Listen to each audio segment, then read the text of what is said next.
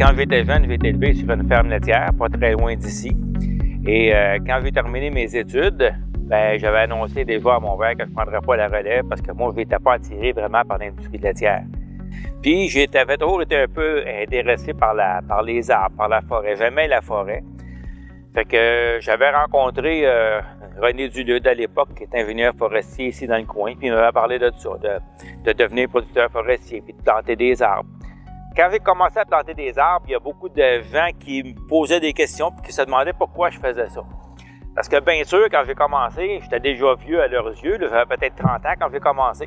Puis ils me disaient, tu vas mourir avant de voir des arbres. Ben, c'est peut-être vrai que je vais mourir avant de toutes les voir, mais c'est long, planter des arbres, ça prend du temps. Ça prend énormément de temps. Mais c'est très valorisant de voir des arbres ici que j'ai planté moi-même un à la fois. J'aurais préféré dès le début planter des feuillus, sauf que j'avais pas accès à des feuillus à cette époque-là. On ne donnait que des conifères. Fait que j'ai planté des pins sylvestres, j'ai planté des pins blancs, des pins gris, des pins noirs. Il y avait plein de variétés de pins. Puis à un moment donné, j'ai eu accès à des érables à sucre. Et puis depuis peut-être une dizaine d'années, là, on a accès plus facilement à des feuillus. Là, j'ai commencé à en planter beaucoup en sous-bois. Fait que dans tous mes sous-bois, un peu partout ici, il y a des petits arbres qui sont plantés.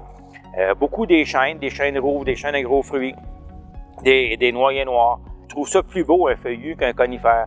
Fait que moi, je mets des essences compagnes pour essayer d'avoir un jour que mes petits-enfants aient accès à une vraie forêt de feuillus. Là. Mon idéal, à court terme, là, j'ai 2 mini-plantations au bord du chemin ici, là, une plantation de noyer noir et une plantation de chêne à gros fruits.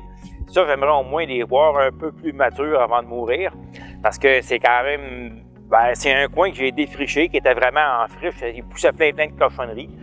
Puis là, j'ai réussi, à faire quelque chose qui va être beau dans l'avenir. L'investissement, c'est de prendre le temps de les planter. Ces arbres-là, c'est quand même long. Tu sais, je me rappelle, dans mes débuts, j'ai déjà eu une saison où j'ai reçu 2500 petits arbres.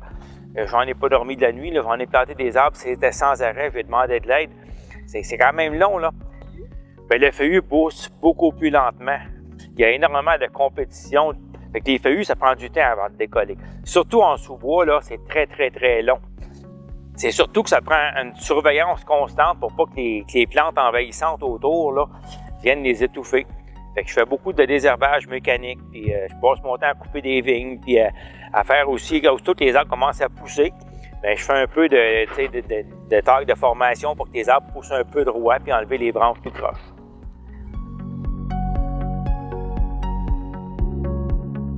Il y a beaucoup d'agriculteurs dans le coin qui ont quand même des parcelles qui ne sont pas utilisées, qui pourraient peut-être être exploitées par quelqu'un qui pourrait, sans être producteur forestier, qui pourrait s'intéresser à la foresterie, puis qui pourrait peut-être avoir accès gratuitement à une zone. Tu sais, je vois des places où il y a des coteaux là, qui ne sont pas cultivés, où ça pousse n'importe comment, il y a plein de fardoches, il n'y a rien qui a de la valeur là-dedans.